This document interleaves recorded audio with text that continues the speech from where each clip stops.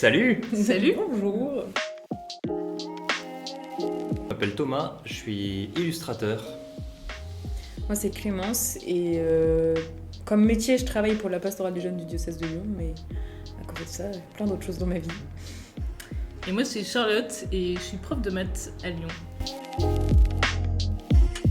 On était en même temps dans le service de la pastorale des jeunes du diocèse de Lyon et on avait commencé une série à l'occasion de la béatification de Carlo Acutis. Une série pour déjà le découvrir lui et puis d'autres jeunes saints jusqu'à la Toussaint. On était assez contents de cette petite série visuelle pour les réseaux sociaux et de ce qu'il y avait eu comme écho, donc on avait un peu poursuivi. Et en septembre 2021, donc il y a à peu près un an après, il y a les éditions Crère Bayard Qui sont venus nous voir. qui sont venues nous voir en nous proposant d'en faire un bouquin. Plutôt du coup à destination des ados. Dans ce livre il y a 12 histoires de jeunes saints qui sont d'abord représentées par un petit visuel où dessus il y a les grands points importants de la vie de chaque saint.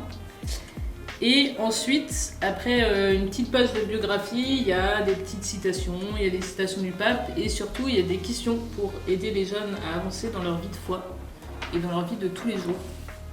Et dans leur chemin de sainteté. Tout à fait. Thomas était plutôt responsable des graphismes et du management visuel du livre. Et des blagues. Et des blagues, et surtout des Des blagues. jeux de mots moisis. Ce qui n'est pas... Et Clémence et moi, on s'est réparti les biographies avec un gros recherche de biblio avant et d'aller rechercher les archives et tout ce qu'on pouvait trouver sur les saints et récupérer ce qui était important.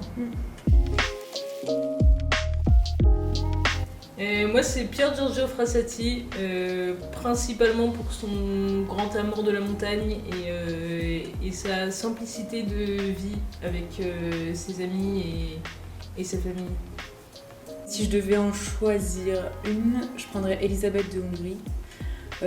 D'abord par affection personnelle parce que je viens de la famille franciscaine et c'était le nom de mon groupe quand j'étais adolescente, donc voilà, petite nostalgie. Et en plus je trouve que c'est vraiment drôle, on a des vies de saints parfois où c'est un éclair leur vie et il s'est passé assez peu de choses. Sainte Elisabeth d'Hongrie c'est le contraire, elle a vécu tout, la richesse, la pauvreté, le mariage, le veuvage, la vie religieuse. Et moi je dirais Sainte Thérèse de Lisieux. Parce que les figures de petites choses fragiles qui servent à rien et qui en fait sont saints, ça me parle parce que ça me donne un peu d'espoir.